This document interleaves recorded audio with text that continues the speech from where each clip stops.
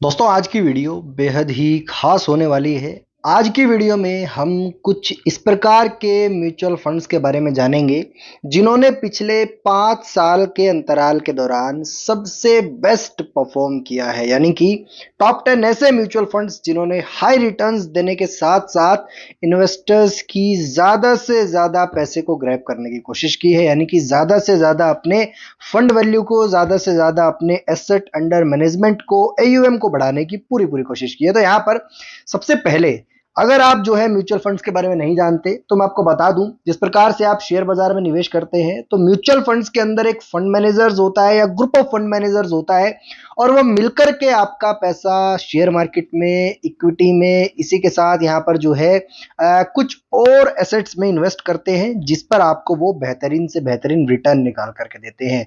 अब यहाँ पर म्यूचुअल फंड्स में इन्वेस्ट करने का ये भी फायदा होता है कि यहाँ पर जो फंड मैनेजर्स हैं वो लगातार बड़े बड़े जो है एक्सपर्ट लोग होते हैं, डिग्री धारक होते हैं और इसी के साथ उन पर पूरा प्रेशर होता है कि ज़्यादा से ज़्यादा रिटर्न्स बना करके देने हैं। तो यहाँ पर ऐसे में अगर आप जो है किसी अच्छे म्यूचुअल फंड का चुनाव करके अपना पैसा इन्वेस्ट करते हैं तो बहुत ज़्यादा चांसेस हैं कि शेयर बाजार में आपके रिटर्न्स को ओवरपास करके म्यूचुअल फंड्स आपको रिटर्न्स दे सकते हैं। तो चलिए सीधा बढ़ेंगे म्यूचुअल फंड्स की तरफ जिन्होंने सबसे ज्यादा रिटर्न्स दिए हैं।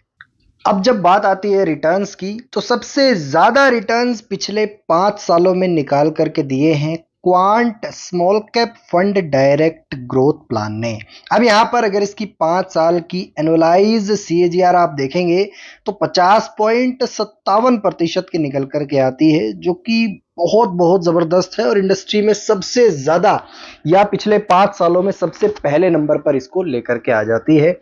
अब अगर इस फंड को हम और थोड़ा करीब से जाने या देखें तो इसकी एनएवी आज के दिन 270 रुपए की है।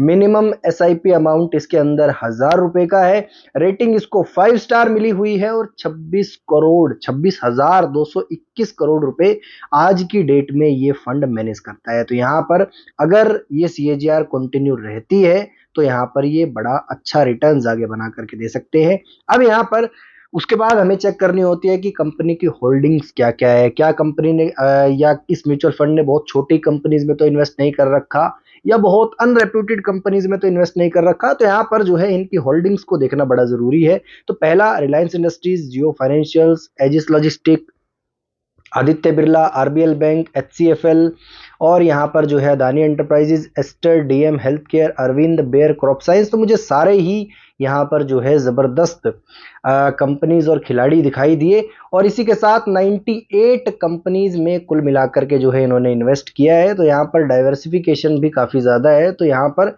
1.5-2% की ही हिस्सेदारी मैक्सिमम आपको जो है कंपनीज की देखने को मिलेंगी। यहाँ पर 3% से ऊपर की कंपनी सिर्फ और सिर्फ 5 है। बाकी यहाँ पर जो है मोटा मोटा जो एक इन्वेस्टेड अमाउंट है वो लगभग रिलायंस इंडस्ट्रीज में गया है, जिसमें पूरे फंड का लगभग 10.5% दिखाई देता है। इसके बाद जो इंपॉर्टेंट पॉइंट नजर आते हैं वो हमें देखने होते हैं कि क्या ये बहुत ज्यादा तो नहीं चार्ज कर रहा। सो यहाँ पर अगर ये सिनेरियो आप देखने की कोशिश करते हैं सो जो है पेयर कंपैरिजन में इसको कंपेयर भी किया जा सकता है। उसके बाद यहाँ पर 0.67% का एक्सपेंस रेशो है। मैंने ऐसा कहा है कि जनरली अगर ये 1% से बिलो हो तो ये ठीक ठाक आंकड़ा माना जा सकता है और 80 पैसे से बिलो हो तो और अच्छा आंकड़ा माना जाता है। तो ये इस जो है लिस्ट के अंदर सही है। इसके बाद stamp duty, exit load, tax applications. अब इसके बाद दूसरे, तीसरे, चौथे नंबर पर मल्टीपल फंड्स आ जाते हैं। उसका कारण है पिछले 5 सालों में 43.70 है, किसी ने 44 है, किसी ने 43.5 है, किसी ने 43 है। तो लगभग आसपास के रिटर्न्स आपको देखने को मिल जाएंगे। बहरहाल दूसरे नंबर पर आता है क्वांट का इंफ्रास्ट्रक्चर फंड डायरेक्ट ग्रोथ, जो कि इंफ्रास्ट्रक्चर वाली कंपनीज पर बेस्ड है। अगेन यहाँ पर सिर्फ 40 रुपए की एनएवी है और इसी के साथ 1000 की मिनिमम एसआईपी अमाउंट है और 3000 रुपए के आसपास, 3000 करोड़ रुपए के आसपास का फंड साइज इसका आपको देखने को मिलेगा।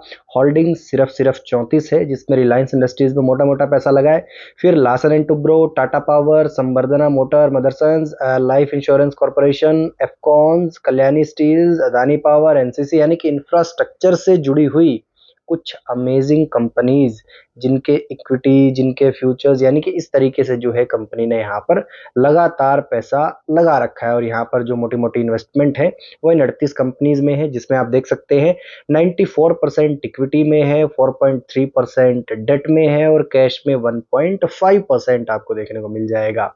यहाँ पर अगर आप कुछ और पॉइंट्स देखने की कोशिश करें तो एक्सपेंस रेशियो 0.72, पिछले वाले से थोड़ा सा ज़्यादा। एग्जिट लोड वही 0.50% का, इसमें एग्जिट लोड आधा है, वैसे 1% होता है वो। सो यहाँ पर एग्जिट लोड 50 पैसे का है और यहाँ पर स्टाम्प ड्यूटी वही 0.005%। और इसी के साथ टैक्स इम्प्लीमेंटेशंस जो कि जर्नल आम आदमी को, सभी को, जिसको देने पड़ते हैं। उसके बाद तीसरे नंबर पर आता है Nippon India small cap fund direct growth, जो कि मेरा पर्सनली फेवरेट भी है। इसने भी 42.26% का रिटर्न एनुअलाइज लास्ट 5 ईयर्स में दिया है। यहाँ पर मिनिमम एसआईपी अमाउंट 100 रुपीज़ है, 58,000 करोड़ रुपए का फंड साइज है, 4 स्टार रेटिंग है और 183 रुपीज़ के आसपास की करंट एनएवी आपको यहाँ पर इसकी देखने को मिल जाएगी। इसी के साथ 228 कंपनीज में टोटल होल्डिंग्स है, यानी कि डाइवर्सिफिकेशन अब तक की सबसे ज़्यादा है। और बहुत कम कम पैसा लगा रखा है, लेकिन सारे पैसे जानदार और शानदार कंपनीज में इन्वेस्टेड है। बहुत कम कंपनीज हैं जो 2% से ऊपर की हिस्सेदारी में है, वो तो सिर्फ एक ही है। जो 1.5% से भी ऊपर है वो सिर्फ एक है, और उसके बाद जो 1% से ऊपर है वो कुछ चंद कंपनीज हैं, जिसमें 6-7 नाम शामिल हैं। उसके बाद बाकी सारी कंपनीज की हिस्सेदारी 1% से भी नीचे आ जाती है। लेकिन जितनी भी कंपनीज इनमें एड ऑन की गई है, सारी की सारी मिड कैप और स्मॉल कैप क्षेत्र की बड़ी ही दिग्गज कंपनीज है, जो कि अपने अपने सेक्टर में मार्केट लीडिंग पोजीशन रखती हैं। और मार्केट लीडिंग पोजीशन होने के कारण और उन सभी कंपनीज की प्रोडक्ट एंड सर्विसेज पर ब्रांड वैल्यू होने के कारण यहाँ पर ये म्यूचुअल फंड मुझे काफ़ी ज़्यादा पसंद है। अब वहीं अगर इनके एक्सपेंस रेशियोज देखे जाएं तो 0.66% का एक्सपेंस रेशियो है, 1% का एग्जिट लोड है और स्टाम्प ड्यूटी और टैक्स एप्लीकेशन जर्नली जो हम अब तक डिस्कस करते आए हैं। इसके बाद नाम आता है चौथे का, जो कि Motilal Oswal mid cap fund direct growth है, जो कि 40% की CAGR के साथ चौथे नंबर पर आ जाता है। ये भी एक बड़ा ही रेप्यूटेड जो है ओवरऑल म्यूचुअल फंड आपको देखने को मिलेगा, जिसकी फंड साइज भी काफ़ी अच्छी है, 27,000 करोड़ रुपए के आसपास की। रेटिंग है इसकी 5% की और एनएवी भी लगभग 112 रुपए की है। 500 रुपये मिनिमम एसआईपी आप यहाँ पर स्टार्ट कर सकते हैं रिटर्न कैलकुलेटर से। पास्ट रिटर्न्स के मुकाबले आप जो है ये भी चेक कर सकते हैं कि कितना रिटर्न आपको ये बना करके देगा। अब यहाँ पर 34 होल्डिंग्स हैं, सारी ही जानदार शानदार होल्डिंग्स मुझे दिखाई देती हैं। और यहाँ पर भी कंपनी ने जो है लगभग सारे ही मार्केट लीडर्स को चुन रखा है। अब यहाँ पर इसी के साथ मिनिमम इन्वेस्टमेंट्स अमाउंट की बात की जाए तो यहाँ पर आप जो है 500 रुपये की मिनिमम एसआईपी स्टार्ट कर सकते हैं। जैसे कि मैं पहले बता चुका हूँ, लास्ट 1 ईयर में इस फंड के रिटर्न थे 16% के।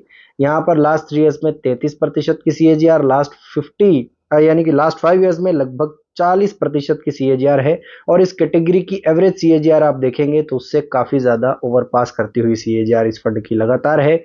यहाँ पर अगेन 0.68 का ठीक ठाक सा अच्छा एक्सपेंस रेशियो है, एग्जिट लोड 1% है, stamp duty again, tax implementation again जो है जर्नली जो देखने को मिलते हैं। अब नेक्स्ट नाम आता है ICICI prudential infrastructure direct growth का, जिसने 41.69% के आसपास की एनुअल CAGR दी है लास्ट 5 ईयर्स में। जैसे कि मैंने आपको बताया, आप इसको चौथे पर कर सकते हैं, पांचवें पर कर सकते हैं, लमसम में इनकी CAGR लगभग सेम ही मेल खाती है। अब इसने भी काफ़ी अच्छे रिटर्न्स दिए हैं। इसमें भी मिनिमम एसआईपी अमाउंट सिर्फ 100 रुपये है, 208 रुपये की एनएवी करंट आपको देखने को मिलेगी और 7400 करोड़ रुपए मैनेज करती है कंपनी लगभग। यहाँ पर अगर आप इनकी होल्डिंग्स देखेंगे तो लगभग कुल मिलाकर के 68 होल्डिंग्स हैं। जो सारी ही कंपनीज हैं टॉप नॉच कंपनीज हैं और यहाँ पर भी आपको सारे ही मार्केट लीडर्स कंपनीज आपको देखने को मिलेंगे। आप एक एक कंपनी को लगातार यहाँ पर चेकआउट कर सकते हैं।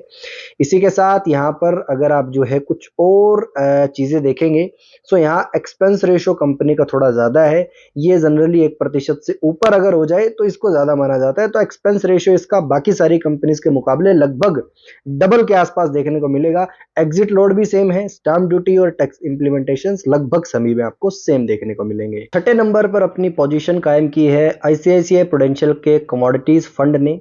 यहाँ पर 40.67% की CAGR पिछले 5 सालों में अपने निवेशकों को दी है और यहाँ पर 43 रुपीस की NAV है और लगभग मात्र 2619 करोड़ का फंड साइज है। यहाँ पर भी 49 होल्डिंग्स हैं और सारी ही होल्डिंग्स लगभग आपको जिस हिसाब का नाम है उस हिसाब से देखने को मिल सकती है। कमोडिटीज यानी कि ऐसी कंपनीज जो कमोडिटीज में डील करती हैं वो सारी यहाँ पर आपको टॉप नॉच कंपनीज देखने को मिल सकती हैं।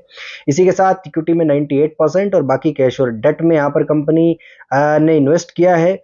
इसी के साथ यहाँ पर एक्सपेंस रेशो आईसीआईसीआई के थोड़े ज़्यादा ही रहते हैं। सो यहाँ पर 1.09 का एक्सपेंस रेशो और 1% का एग्जिट लोड यहाँ पर आपको देखने को मिलेगा। के बाद जो अगले 4 नाम हैं, 7वें नंबर पर आता है HDFC का इंफ्रास्ट्रक्चर फंड।